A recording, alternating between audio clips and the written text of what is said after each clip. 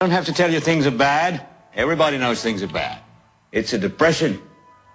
Everybody's out of work or scared of losing their job. The dollar buys a nickel's worth.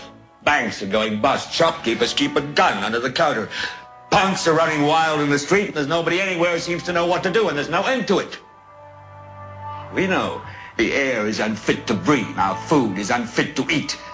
We sit watching our TVs while some local newscaster tells us that today we had 15 homicides and 63 violent crimes, as if that's the way it's supposed to be. We know things are bad, worse than bad. They're crazy. It's like everything everywhere is going crazy, so we don't go out anymore. We sit in the house, and slowly the world we're living in is getting smaller, and all we say is, please, at least leave us alone in our living rooms. Let me have my toaster and my TV and my steel-belted radios, and I won't say anything. Just leave us alone. Well, I'm not going to leave you alone. I want you to get mad. I don't want you to protest. I don't want you to riot. I don't want you to write to your congressman because I wouldn't know what to tell you to write. I don't know what to do about the depression and the inflation and the Russians and the crime in the street. All I know is that first, you've got to get mad. You've got to say, I'm a human being. My life has value. I want you to get up now. I want all of you to get up out of your chairs. I want you to get up right now and go to the window, open it, and stick your head up right now. Get up. I want you to get up and let the establishment know you're not putting up with what's happening. Thank you so much for joining us. Now, we're joined by Ray McGovern, former top CIA analyst of Ronald Reagan, George Herbert Walker Bush, their morning briefer. Of course, has a lot of context inside intelligence to this day. Now, we've also had Steve Pachinik call me yesterday and say, yes, his sources have told him that they are planning, Israel is planning to strike. I also have family in the military who've been shipped to Kuwait, and they're not talking. I called some other military sources. One of them got upset and said, don't call me about this, Alex. I'm not talking to you. And how do you know this stuff? Well, it's pretty obvious now. Congressman King has labeled Iran terror plot act of war, says Obama should have troops on standby. Of course, Panetta came back 2 weeks ago, week and a half ago, and said, I guess 11 days ago to be technical, the head of the Pentagon, Secretary of Defense, and said, well, Israel's on their own now. They're isolated.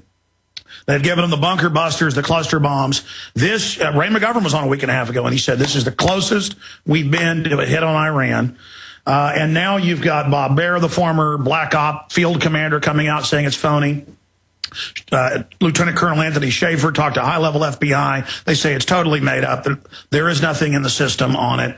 You've got former Bush administration officials. We've got articles on Infowars.com about this. The top expert on the Persians saying this is totally fake.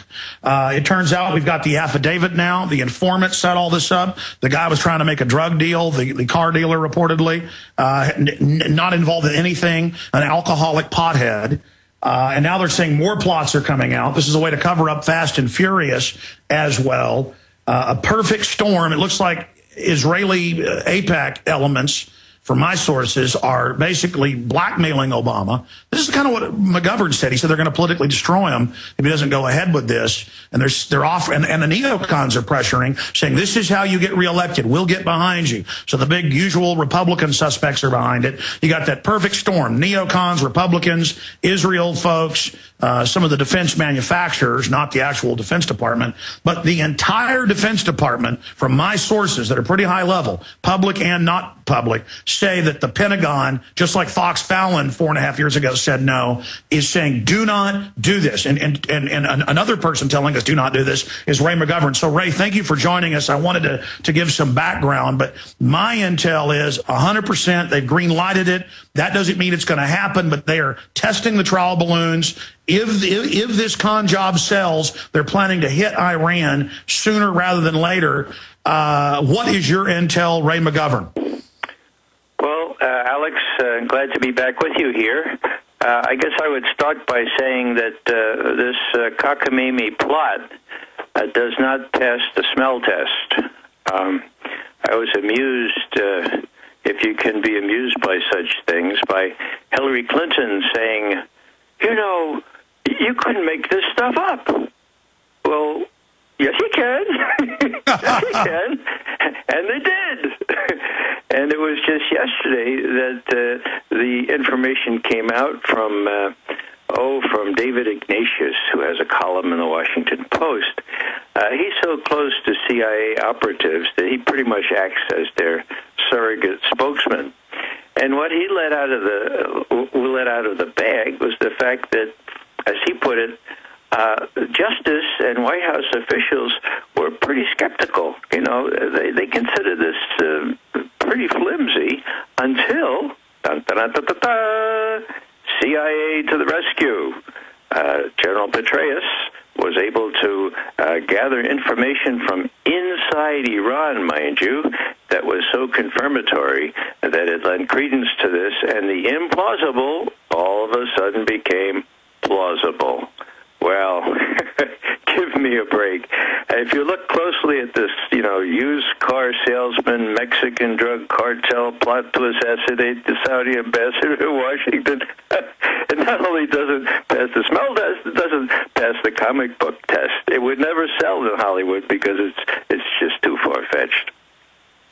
Now, why, sir? Because in my experience, which is limited compared to yours, I've never seen, though, so many known Pentagon spokespeople like Pachinik, Schaefer, this top Bush administration expert who's come out. I mean, Robert Baer. There's so many of them. I've never seen such a chorus. Even the New York Times said this doesn't pass the smell test. Why is such a large segment of the establishment and the Pentagon saying this is total fraud?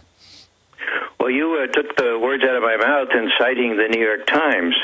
Now, the New York Times has never, ever, ever been skeptical about what any administration spokesperson has said about Iran. Iran is black. Iran is the devil incarnate. So for the New York Times to be casting doubt on these reports is really a new step forward for them. I mean, it shows, to me at least, that for once some adult at the New York Times said, hey, wait a second, let's not get on board this one. After our experience with Iraq, this just smells even worse. Now, I just mentioned our experience with Iraq. Now, that was when we veteran intelligence professionals decided to form our little group for sanity, because we could see that not only the operatives on the other side of the house, but the analysts themselves were being prostituted, were being corrupted, were being forced to tell a story that was not true. Now, take the story about Saddam Hussein's alleged ties with Al-Qaeda, okay? Nobody believed that. They were at loggerheads between the two of them, but evidence was procured. Now, it didn't suffice to have Doug Feith and Donald Rumsfeld and Wolfowitz's guys in the Pentagon to come up with this faux intelligence. No. They needed something better.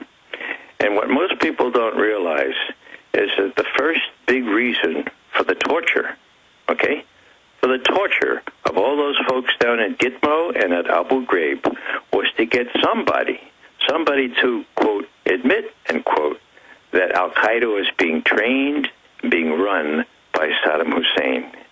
And that's why al-Libi, the Libyan terrorist who was apprehended and knew nothing more than how to, arrange flights into the training camps of Al-Qaeda, why he was sent to Egypt, and the Egyptians got him to, quote, confess, end quote, that there were indeed ties between Hussein and Al-Qaeda, and that the Iraqis were training the Al-Qaeda people in the use of chemical and other weapons of mass destruction. And, of course, sir, it turned out that all wasn't true, and KSM also confessed to bombing buildings that weren't built until after he'd been in custody for many years of waterboarding. But what does it signify, though? Is this good news that so many even establishment insiders have come out saying this is a lie? Because in the past, they would go along, as you said, with any lie. Does this show that maybe certain elements tried to greenlight it, and now they're saying, don't worry, we've got more Iranian plots, and now we've got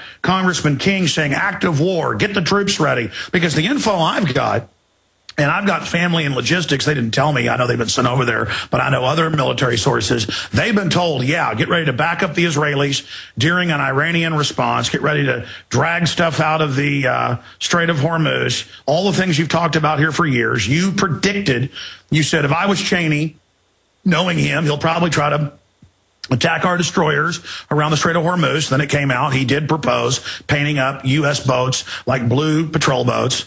So you've been able to really look into their mind. For me, it's positive to see people rejecting this pretty much across the board, but it doesn't matter. The pro-war people, it looks like are just going ahead with it. What is your intel? I mean, A, what does it signify to have folks not buying it? B, are we on the razor's edge? You said a week and a half ago they were moving towards green light. Where is it right now?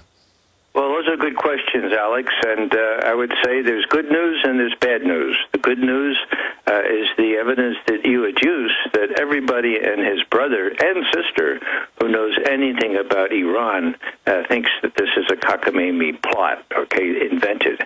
That's the good news, and people are speaking out, as you say, even the New York Times. Now, the bad news is that the president himself, I mean, it's bad enough that the Secretary of State, who famously called for obliterating Iran, it's bad enough that Hillary Clinton and that cat's paw Eric Holder, who was supposed to be our chief law enforcement official, the Attorney General, bad enough that they come out and they make these allegations.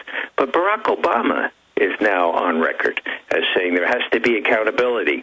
And he always tries to have it both ways. I don't know if you recognize that, but when he got up there, he said, yes, everything's on the table, but now we're trying to work out the really bad sanctions so that we can make these Iranians behave better and so forth. So the clear body language and everything else was sort of yes, but no.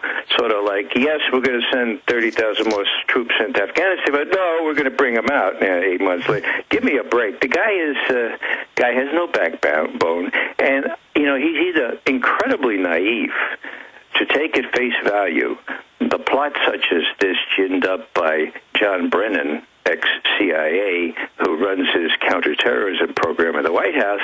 He's been burned so many times, that is, Obama has been, that you would think that he'd get some sense. I think it's more a case of Obama pandering, unconscionably to the Likud lobby in this country. It's an election year coming up. He feels that he needs to show himself even more pro-Israel than some of the Republican candidates, which is quite a stress.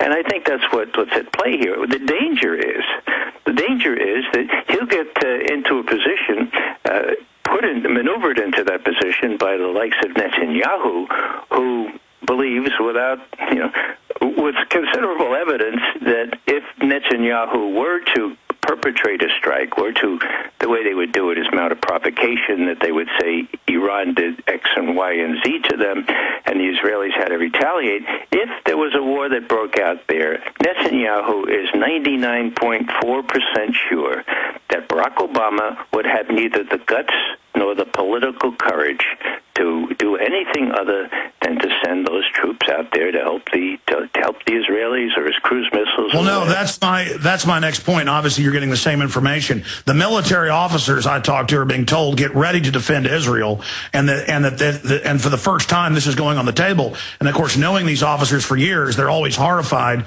They say, yeah, no, Iran's really bad news. We don't want to get into this. And that's my next issue. Who really runs this country then? I mean, clearly, correct me if I'm wrong, the mainline Pentagon is putting noises out. Don't do it. Don't do it. We had the former Mossad chief just a few weeks ago, as you know, came out and said it'd be crazy to attack Iran. So Israel's not even of one mind. Why is so much of the power structure so against hitting Iran? What do they know that the Likudniks and the neocons and Representative King don't know? Well, they know what war is like, Alex, and that's a biggie, okay? You look around Obama and see if there's anybody around there that really knows what war is like. He did have a guy with some integrity, and the guy's name was Mike Mullen. He was chairman of the Joint Chiefs of Staff. And you may recall him going to Israel many times and coming back and holding press conferences and saying, I told the Israelis that it would be really, really a dumb thing to widen the war in the Middle East. I told them that they could, they could really perpetrate an escalation nobody wants.